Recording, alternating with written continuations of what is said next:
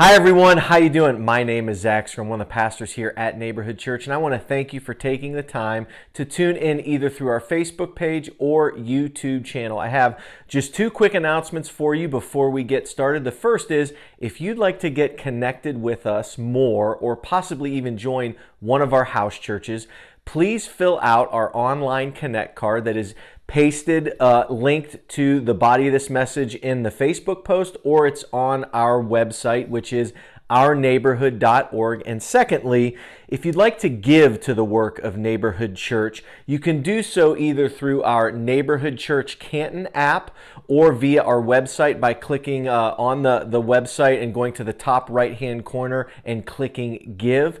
Please remember that even though we are not meeting in a building during the pandemic, we are still doing the work of shepherding and equipping 6 house churches, and we cannot adequately do so without your continued tithes and offerings. So thank you for that.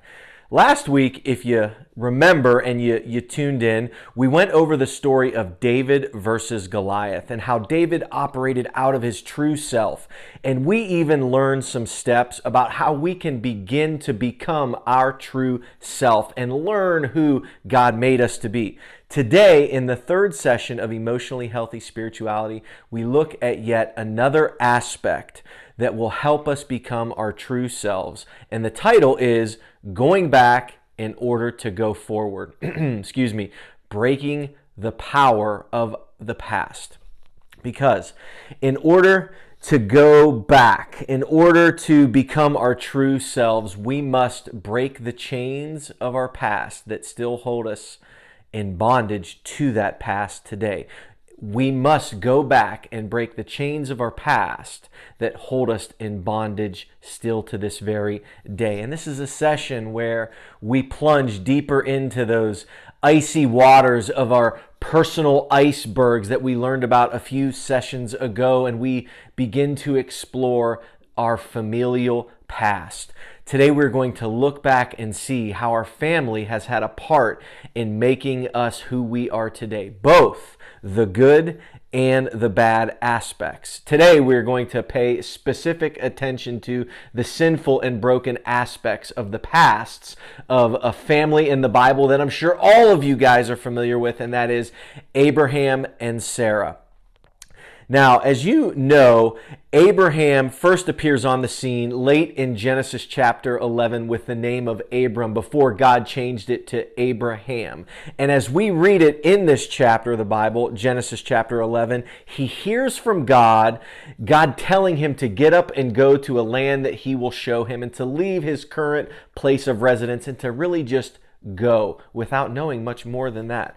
Surprisingly, he listens, probably fully not knowing what's going on. And Abram at that time, rolls into Egypt, where he basically proceeds to prostitute out his wife Sarai to the Pharaoh for fear of his own life. Then later, Abram hears from God again about how he and Sarah will have a child, which is awesome, which is great. He loves it. Unfortunately, his wife Sarai is barren and cannot have children. So they need a real miracle from God. I mean, after all, they're hearing from God at this time, right? Well, you guys know the story. Both Sarai and Abram didn't trust that God would give them this child. So they tried to help God out, and Sarah gives Abram her slave Hagar, and they proceed to have a child together. And if you remember, his name was Ishmael. Well, as one could probably imagine, Sarah gets jealous of Hagar, and the whole situation is a mess. And Sarah proceeds to ask Abram to kick them out, to send them away. For Abram to kick out his firstborn son, which flies in the face of tradition at that time. And kicking them out wasn't just sending them on their way, it was basically sending them to their death. Although Abram did provide them with, and I'm being a little bit facetious here, some food and water. Now, I want you to imagine the pain and hurt and trauma that just those few scenes I shared with you have caused their family. and how they would continue to live out of those scenes that could have even played over and over in their minds.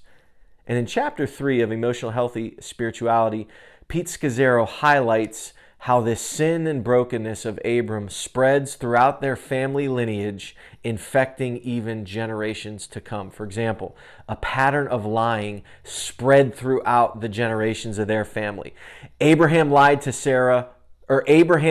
twice about Sarah. Isaac, the promised son of Abraham and Sarah, had a marriage with Rebekah that was characterized by lies. Jacob, one of Isaac's sons, was a liar. In fact, his name meant deceiver. 10 of Jacob's children lied about Joseph's death, one of their brothers whom they hated and sold into slavery. If you remember, they faked his death. Favoritism also spread throughout the family line of Abraham. Abraham favored Ishmael, his unpromised son. Isaac favored Esau over Jacob, who later favored Joseph over his 10 other sons that sold Joseph into slavery, and after that later favored Benjamin.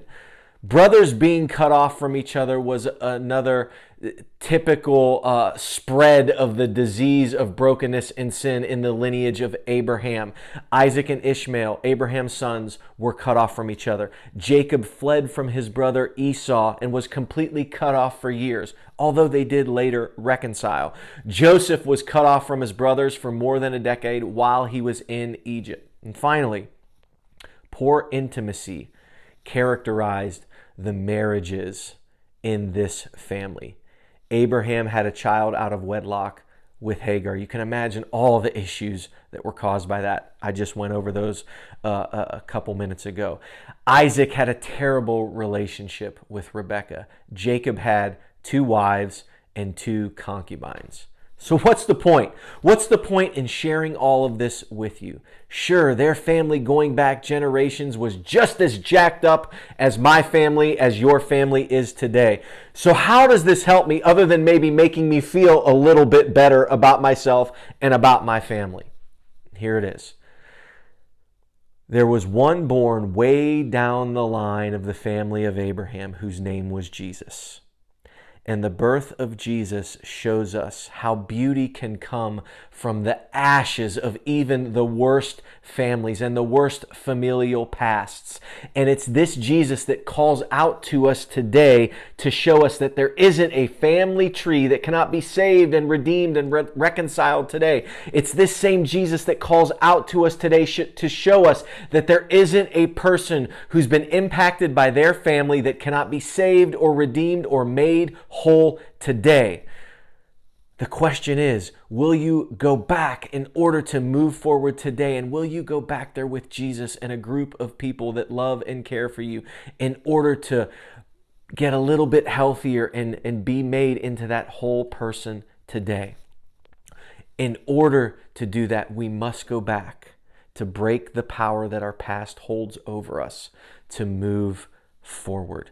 And in chapter 3 of EHS, Scazzero highlights 4 lessons that we can learn from Joseph's story, who was Abraham's grandson. And we can employ those in our own journey as we go back in order to move forward. And you can read those in chapter 3 of EHS, and I encourage you to do so and follow along with us. Here, I'm just going to give you one, and it's this. Admit honestly the sadness and losses of your family. There is no use going back to the pain of your childhood or the pain of a divorce or the pain of any loss you've experienced if you're not going to honestly grieve and mourn that loss. And I realize that it is excruciatingly hard to do so, but there is a great promise from Jesus if you're able to do this. And he preaches it in the Sermon on the Mount. And he says this, "Blessed are those who mourn, for they will be comforted." And you will be comforted as you do this.